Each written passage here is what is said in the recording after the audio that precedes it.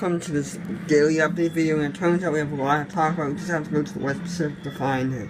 So we have multiple areas of disturbed weather to watch, and we have, and I could see, to be honest with you, up to 6 tropical cyclones developing within the western part of the Pacific, 5 in the northern hemisphere, and 1 in the southern hemisphere. And if they've not already been developed already, I could see them being as many as 6 tropical cyclones in the northern and southern hemisphere combined within the next week. And it's really an outpost due to a very historically strong MJL pulse and a very strong Kelvin wave. Let's take a look at the ones in the northern hemisphere, and there's actually a 5th one behind this. But first of all, we have this area of disturbed weather near Mindero, so you can see on the top of your screen. And it's forecasted to head west-northwest and eventually strike the Philippines, and some of the models, as I might show you later, bomb this out into a powerful typhoon in the South China Sea. Especially the Canadian model is particularly aggressive with this, if memory serves correct. Then you have another area of disturbed weather, Invest 94W. This one isn't an Invest yet. You have Invest 94W and Invest 95W. This system looks really close to becoming the first tropical depression of the batch to be designated. This system has the potential to become pretty potent over the next several days, gradually intensifying, and the GFS makes this into a sub-990 millibar tropical cyclone in this area. As it nears, an event is supposed to near Taiwan. They were previously shown to be curved scenario, but now they show a stronger ridge, which allows them to maintain a relatively low latitude around Taiwan and China.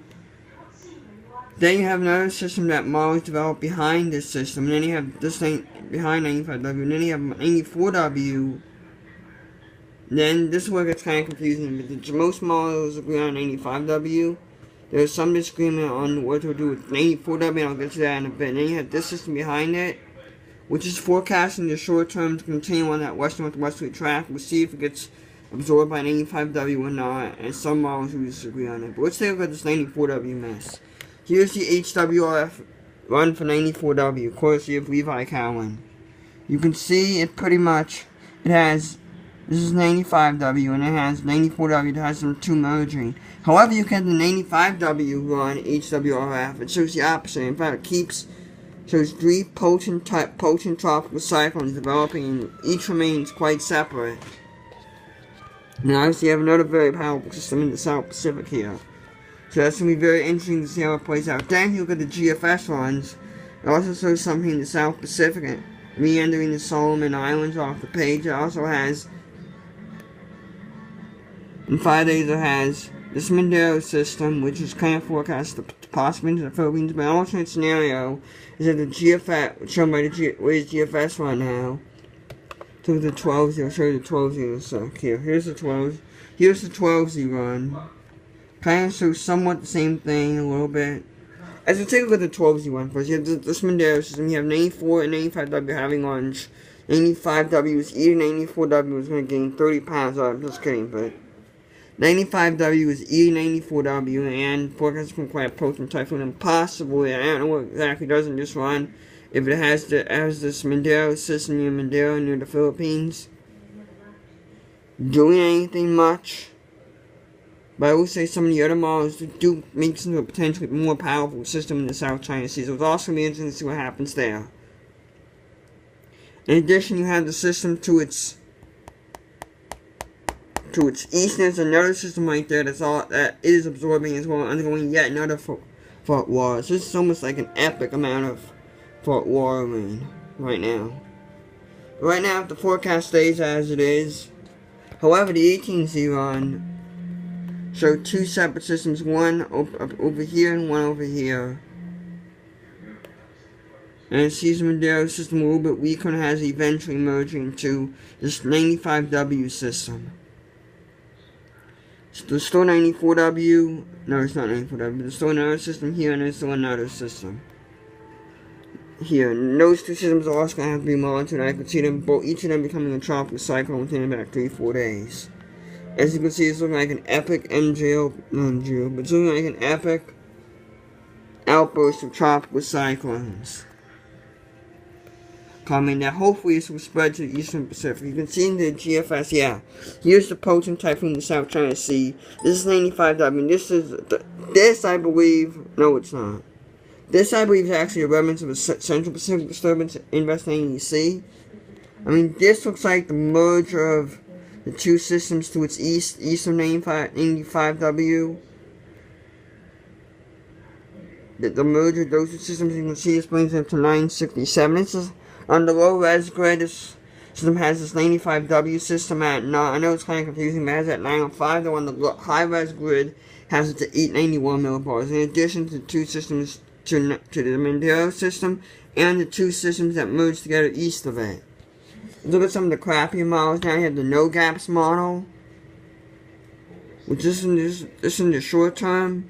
Kind of has an interesting stance that has the 94W system. Wait a minute, I say this wrong, my fault.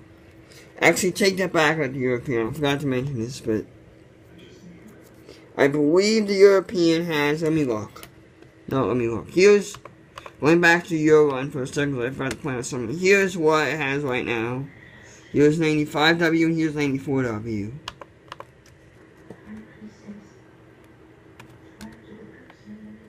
You can see here, it actually has 94W intensifying first. Well, it looks like 95W is the one that gets absorbed. Yeah, right. This was the one that had 95W eating 94W. That's why I forgot to mention that. The point is that, alright, let me try this again. 94W, here, you have a Mandela system, and you have a system to its east from the merger of two systems to each forming into one. You have 94W, which actually east 95W. This makes for an extremely tricky forecast. Right now, the Europeans are in a little bit of an outlier, so I'd still favor the GFS, but I do have kind of, personally have a bit of a GFS bias, so I am an American. So,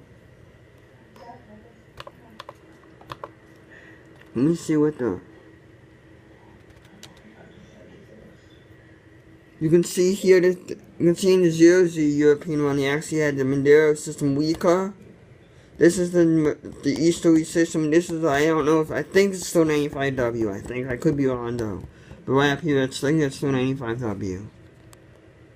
Now, here's the no gaps one that I was talking about before. I forgot to mention this. It really doesn't do much as the Mandela system absorbing into 94W, which has 95W. It keeps 94W stronger, but none of the two systems I don't think merge into one, do they? Let me look, hold on. Oops. I know how specific. Alright. Yeah, I forgot I want to lose out. Yeah, the no gaps only is run to 144 hours. Let's look at the 12Z one. The 12Z no gaps was a little bit different. In fact, kept the system's broader. I think it's too hard to set. I can't tell you. I think this one may have initialized on, but you can tell it's showing slight differences. And as such, in any of these models, where it's no gaps, GFS, European, and I'll show you a few others later. This is only. I'm mostly only showing you 1 to 2 runs, and there can be a lot of minor variation from one run to another. I mean, so as a result, I think interest in the Philippines, China, and Japan, like literally the whole Asian continent, I mean the Asian Pacific part of the world, needs to monitor. Anyone needs to be on the lookout for these tropical cyclones. Anywhere from Hawaii to Asia, so this whole Western Pacific area. That's a calculator, by the way, an old calculator I had years ago. But anyway, that whole area needs to be on the lookout for multiple tropical cyclones over upcoming weeks. Let's look at the Canadian model. Obviously, the Canadian model has a reputation with windwards, and you can see over the next 5 days, you can see it's kind of showing 2 westerly systems. The Mandela system actually coming the stronger one in the batch. And you can see I can't even tell you, I believe it's Invest 85W, eating Invest 94W for lunch. I don't know if it's eating or they actually merge. Hold on, let me look. Yeah, they actually merge, and then a few systems start to form further west, at least hints of them. Even the CMC, unlike GFS, actually doesn't explicitly show anything. Probably due to differences in the MGO forecasting, but if I had to make a guess, but I'll have to look to be sure. Now you can see kind of two dominant systems emerging. You can see them interacting a little bit with the Mandela system, entering the South China Sea, while CMC up to its old tricks with this 95W system, kind of squat its front wall and this Mandela system's large circulation, kind of squashing the ridge a little bit. I think this scenario is a little bit unrealistic. I'm not even sure if it's physically possible, but I guess the CMC will be right one day, I guess. So this could be the time, I guess. You know, the CMC obviously is reputation of being a wacky model is continuing. Using the JMA model, which is very low resolution. It actually shows actually has an 85W keeping strong, but the Mandela system eating 94W for lunch, and 85W becoming the potent system. Let's see how much further I can take this one. And it has the 95W system like strengthening, like all the other ones. As far as I can take it. I mean, now we can look at the not the no gaps, but you can look at the JMA run. Not the JMA, the UK Met run. And here, let's point out to you. Here we go. Let's point out several things in this run. This is a new system. This is 94W, this is 95W, this is what 94W has eating it. Now this run, this model, this is the Solomon Islands, and I'll click on the Sun Hemisphere grid later. Now these two are the two easterly systems that the GFS was showing that I was talking about earlier.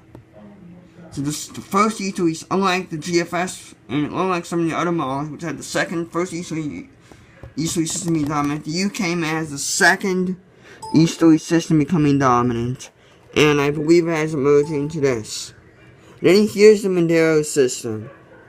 So you can see the West Pacific become a crazy place, and these are pretty much the 5 systems I'm talking about here.